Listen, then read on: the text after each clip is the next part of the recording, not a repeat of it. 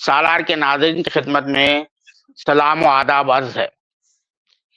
Iran के खिलाफ जो जारियत का सिलसिला जारी है, इसराइल और अमेरिका जिस तरह से जो है वहाँ बमबारी कर रहे हैं, मिसाइलों की बरसात हो रही है, जो तबाही और बर्बादी हो रही है, लेकिन ईरान भी उसका जो है बहुत ही पामर्दी से जवाब दे रहा है। अमेरिका के सदर डोनाल्ड ट्रंप ने एड्रेस किया था अमेरिकी अवाम से, जो नेशन से जो खिताब किया था, उस पर क्या रद्द-ए-अमल है, क्या सेंटिमेंट है ईरान में, उस पर बात करने के लिए हमारे साथ ईरान से खुसूसी मेहमान मौजूद हैं, आदिब रज़ा नौशाद साहब, जो अल मुस्तफ़ा इंटरनेशनल यूनिवर्सिटी में स्कॉलर हैं। तो सबसे पहले मैं आबिद रज़ा नौशाद साहब का इस्तकबाल करता हूँ, उन्हें सलाम अर्ज़ पेश करता हूँ। वालेकुम अस्सलाम वरहमतुल्लाह। कैसे हैं आप बारी साहब? बस खैरियत से। आप कैसे हैं? आप तो क्या कहते हैं, बम और मिसाइलों के साए में रह रहे हैं, फिर भी आपकी जो है यानी हिम्मत को जो है और हौसले को दाद देना चाहिए।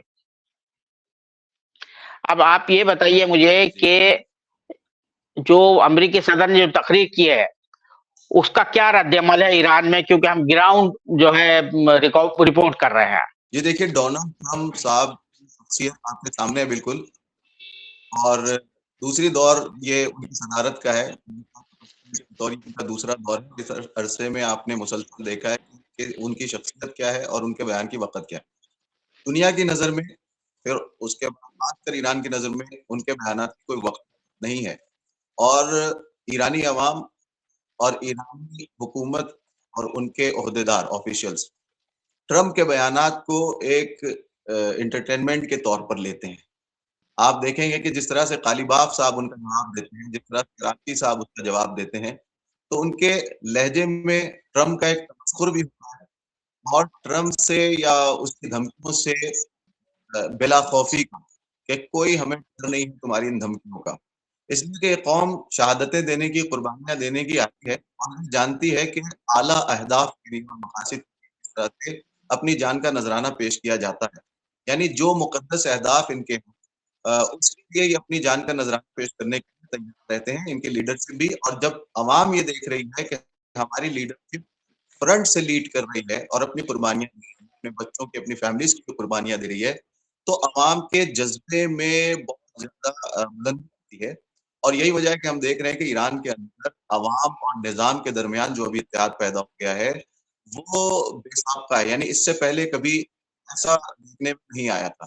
तो ट्रंप की जी। धमकियाँ, ट्रंप के बयान, उनकी वक़्त नहीं रह गई है। वो उन्होंने जब ये जंग स्टार्ट की थी, और पहले दिन ही आला रहबर अज़ीम खान शहीद आयतुल्लाह ख़ामनेई को शहीद किया था, और कुछ लीडर्स को शहीद किया था, और कुछ सिविलियंस को भी। तो उसके बाद उन्होंने आके कहा हम जंग जीत गए, और फिर कहा जी। उसके बाद तक कहा हम जंग जीत रहे हैं। फिर आके कहने लगे अरे ईरान ने हुर्मुज़ बंद कर दिया। भाई तुम अगर जंग जीत गए थे तो इतनी है कि उसने हुर्मुज़ बंद कर दिया, और जब हुर्मुज़ बंद कर दिया तो तुम खुद सुपर पावर हो तो अकेले एक धमकी के बुनियाद पर भी तुम हुर्मुज़ को खुलवा सकते थे। जी। लेकिन तुमने क्या किया, तुम या जापान, नेटो, प्लीज़ आओ, तुम लोग जल्दी आओ, हुर्मुज़ को बंद कर दिया, हुर्मुज़ को खुलवाना है। तो अगर तुम जंग जीत चुके थे तो हुर्मुज़ कैसे ईरान ने बंद कर दिया, और जब ईरान ने बंद कर दिया और तुम ताकतवर हो तो खुलवा क्यों नहीं पा रहे हो? जब जी। तुम्हारे साथियों ने, नेटो कंट्रीज़ ने मना कर दिया कि ये तुम्हारी जंग है, हमसे पूछ के लड़ी, तुम खुद जाओ जी। इस जंग के अंदर, तुम्हारे साथ नहीं आ रहे हैं, तो ये रूठ गए उनसे, और फिर धमकियाँ देने लगे, मसाइब अपने पढ़ने लगे, और अपना दुःख सुनाने लगे दुनिया को कि हम नहीं बोलेंगे, रूठ गए। तो कहने का मकसद ये है कि इनके बयानात का कोई तवाज़ुन नहीं है, इनके बयानात में रब्त नहीं पाया जाता है। कभी कुछ कहते हैं, कभी कुछ कहते हैं, और इस पे बात करने की ज़रूरत नहीं है, क्योंकि दुनिया के सामने बिल्कुल वाज़ेह तौर पर ये बात आ चुकी है कि इनके बयानात का वो एक स्टैंड, कोई एक मौक़िफ़, कोई एक नज़र, कोई एक मकसद, कोई एक एम, कोई एक गोल नहीं है। यही वजह है कि इनके गोल भी बदलते रहते हैं, बयानात के साथ इनके अहदाफ भी बदलते रहते हैं।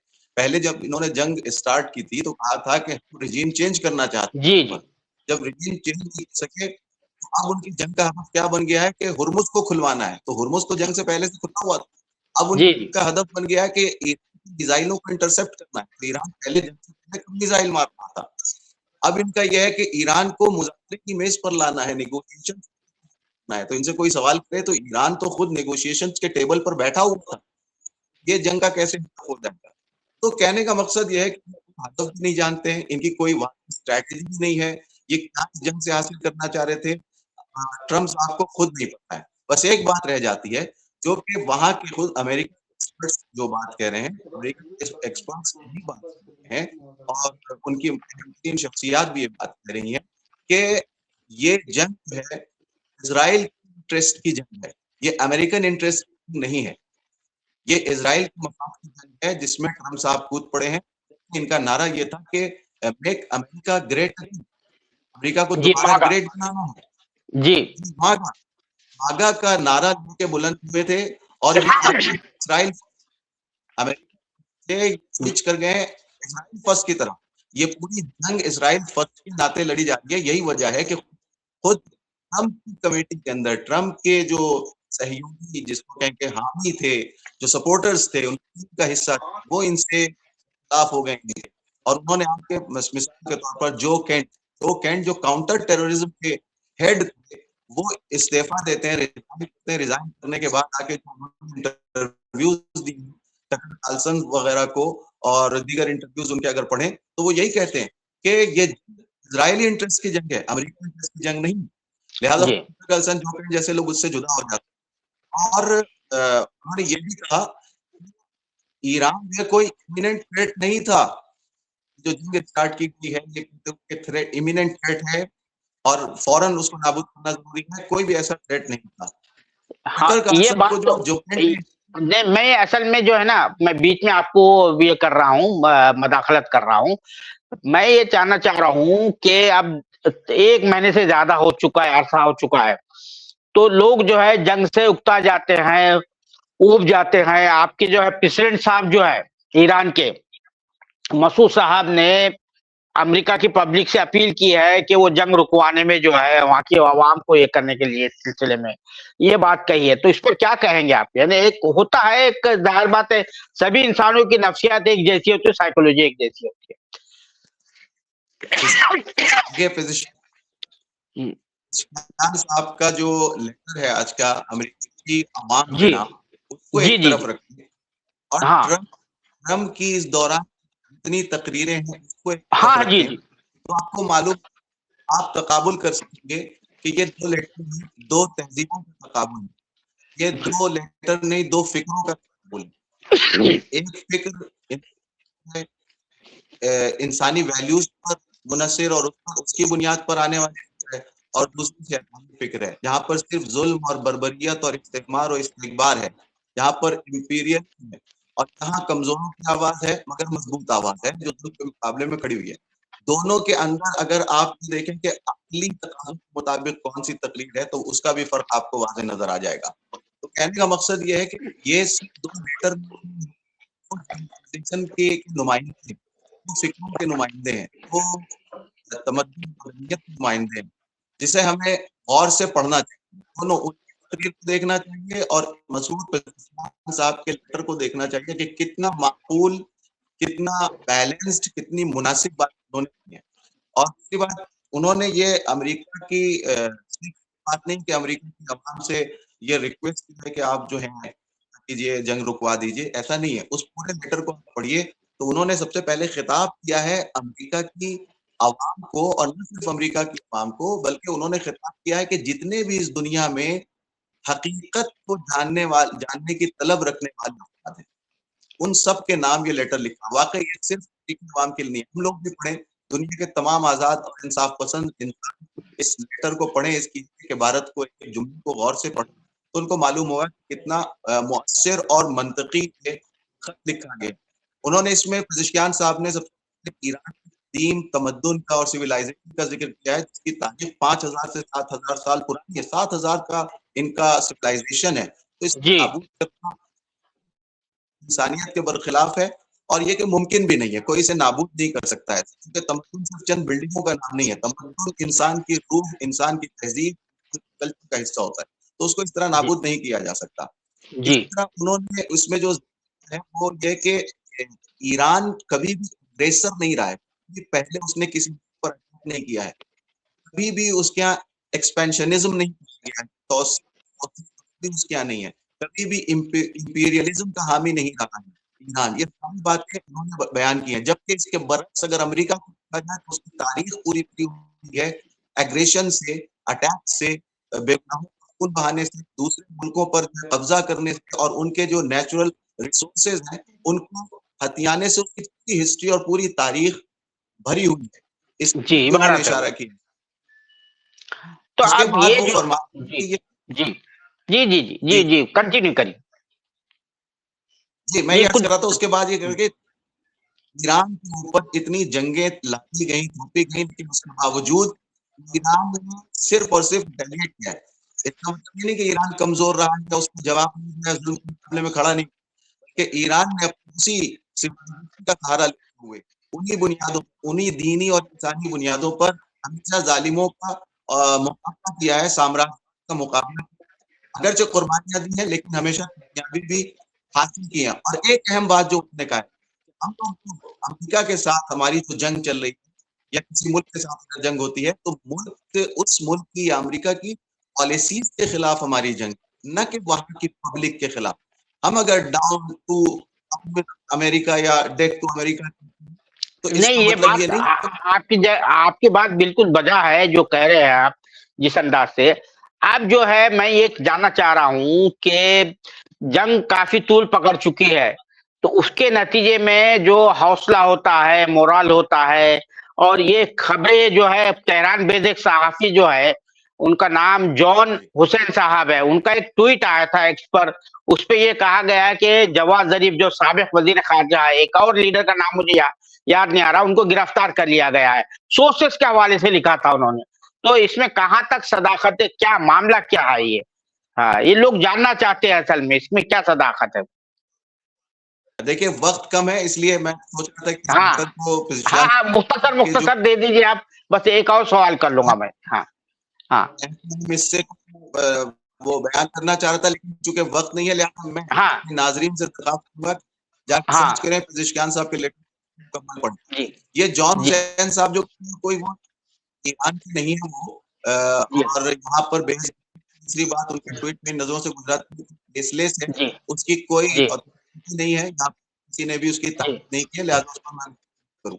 अच्छा, अच्छा, अच्छा। दूसरी बात ये है कि ये जो सॉलिसी के हवाले से चल रहा है, ईरान ने 5 शराइत पेश की, अमेरिका की जो 15 शराइत थी उसको मुस्तरद कर दिया था। एक तरफ तो ये कहा जा रहा है कि कोई बात नहीं हो रही है, दूसरी तरफ जो है एक दूसरे का एक्सचेंज हो रहा है, शराइत का एक्सचेंज हो रहा है। तो आप किस तरह से कह सकते हैं कि बात जो है बातचीत नहीं हो रही है? बारी साहब, हाँ, 15 पॉइंट की तरफ से जी, कोई खबर है, खबर हाँ, क्या है, पॉइंट्स और दिए हैं, कहाँ दिए हैं, और ना जी, इधर से जो 5 मवारिद दिए हैं कि 5 अदद है तजाकिस्तान ने किए, वो ऑफिशियल नहीं है, वो एहतमालात हैं जो कुछ शख्सियात ने गुफ्तगू की कि ये शराइत हो सकती है, पॉसिबल है, जी, जी, लेकिन अभी जी, ईरान जी, क्या है उस पर अभी कोई ऑफिशियली कोई बयान नहीं आया है, लिहाजा ये बात भी सिर्फ और सिर्फ एक हद तक है बयान की जा रही है, लेकिन ईरान की तरफ से ना वो बात है, ना किसी को दी गई है। दूसरी बात, ये जो नेगोशिएशंस की बात है, ईरान ने वाज़ेह तौर पर आके कह दिया कि कोई भी नेगोशिएशंस नहीं चल रहे हैं, बैकडोर से, वो जी, सामने से कहीं से किसी तरह के नेगोशिएशंस नहीं चल रहे हैं, वो ट्रम्प के नाम है। ट्रम्प का मसला ये है कि जंग में पैर डाल के पूरी तरह से फंस चुके हैं, वो इज्जत बचाकर निकलना चाहते हैं, मगर ईरान उनको निकलने नहीं दे रहा है। तुमने जब स्टार्ट किया है, जब तक हम तुम्हें सबक न सिखाते कि आइंदा कोई जंग स्टार्ट ना कर सको और नेगोशिएशंस को खत्म कर, नेगोशिएशंस जी, में तुमने हम पे हमला, जब तक इस चीज को हम खत्म नहीं कर देंगे, तब तक हम तुम्हें यहाँ से जाने नहीं देंगे। ईरान को निकलने नहीं दे रहा है और वो निकलना चाह रहे हैं, साफ-साफ आके हार मान ले और ईरान छोड़ेगा। लेकिन वो है कि मैं जीत गया हूँ, जीत गया हूँ, जीत गया हूँ, और ये करके यहाँ से जाना चाहे तो ईरान ने कहा रुस्वा करके भेजेंगे और तुम्हारे मुँह से तुम्हारा एतराफ़ देके भेजेंगे कि तुम जी, जी। आखिरी भाई बस यही जानना चाह रहा हूँ कि इस वक़्त जो है मूड क्या है, सेंटिमेंट्स क्या है ईरान में जो है लोगों के मूड, बस चलते-चलते आप मुख्तसर बता दीजिए ताकि यहाँ के नाज़रीन को पता चले। मैं मुख्तसर अर्ज़ कर रहा हूँ। हाँ, अटैक्स उनकी तरफ से होते हैं, उनकी तरफ से अटैक्स हो रहे हैं, नंबर ऑफ अटैक्स कम हुए हैं थे, लेकिन मसला ये कि वो सिर्फ और सिर्फ सिविलियंस को मार रहे हैं, वो हॉस्पिटल्स को मार रहे हैं, वो एम्बुलेंसेस को मार रहे हैं, नर्सों को मार रहे हैं, सो स्कूल को मार चुके हैं, सिविलियंस को शहीद कर रहे हैं। 1 लाख से ज्यादा सिविलियन यूनिट्स हैं, सिविलियन स्ट्रक्चर्स हैं जिनको उन्होंने नुकसान पहुंचाया है, ठीक है, तो वो ये काम कर, लेकिन ईरान में क्या मार रहा है? ईरान उनका F-35, ईरान उनका KC-135 मार रहा है, ईरान बेसिस को मार रहा है, ईरान के थाड़ को फाड़ रहा है, ईरान उनके पैट्रियट को पीट रहा है, ईरान उनकी हर तरह की हेgemony को खत्म कर रहा है। तो ईरान ऐसे लोगों को मार रहा है और वो को मार रहा है।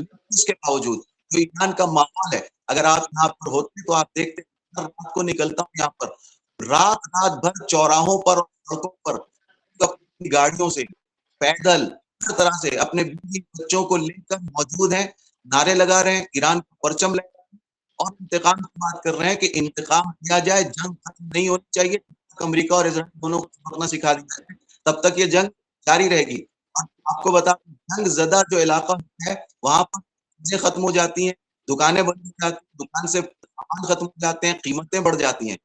लेकिन यहाँ पर कीमतें नहीं बढ़ी हैं, बल्कि बाज़ चीजों की कीमतें कम हुई हैं। पर दुकानें खुली हुई हैं, सामान भरे हुए हैं, कोई स्टॉक नहीं, कोई पैनिक नहीं है, कोई अफरा तफरी का माहौल नहीं, एज यूजुअल पहले की तरह बिल्कुल माहौल नॉर्मल है, रोड ट्रांसपोर्ट सब कुछ चल रहा है और पब्लिक का जज्बा पहले से ज्यादा बढ़ गया है। ये अपनी हुकूमत और अपने सिस्टम पर एतमाद पहले से कहीं ज्यादा बढ़ गया है और पूरी पब्लिक और निजाम और अवाम में जो इत्तेहाद और ऐसी यूनिटी हमने कभी नहीं देखी थी। बहुत अच्छा माहौल है। इसको इनकलाब दुव्वम आ गया है। जो पहले इनकलाब को इमाम खोमैनी का जो इनकलाब था उसको मजबूती अता कर दी है इस इनकलाब ने, जिस तरह से इमाम हुसैन अलैहिस्सलाम के खून ने दीन हजरत मोहम्मद मुस्तफा सल्लल्लाहु अलैहि वसल्लम को जागना कर दिया था, उसी तरह उनके रहबर शहीद अयतुल्लाह खामनेई के पास इस इनकलाब को क़यामत तक के लिए महफूज कर दिया। बहुत शुक्रिया जनाब आबिद रजा नौशाद साहब, आपने ईरान के जो सूरत हाल है, ग्राउंड रिपोर्ट से जो है हमारे नाज़रीन को जो है तो वाकिफ कराया और जो ईरानी सदर का जो बयान है और अमेरिका के सदर की जो तकरीर है, सदारती वो नेशन से जो खिताब किया उस हवाले से ईरान में क्या रद्द-ए-अमल है, उससे भी हमें वाकिफ कराया। बहुत शुक्रिया आपका। आपका भी शुक्रिया कि आपने मुझे दावत दी।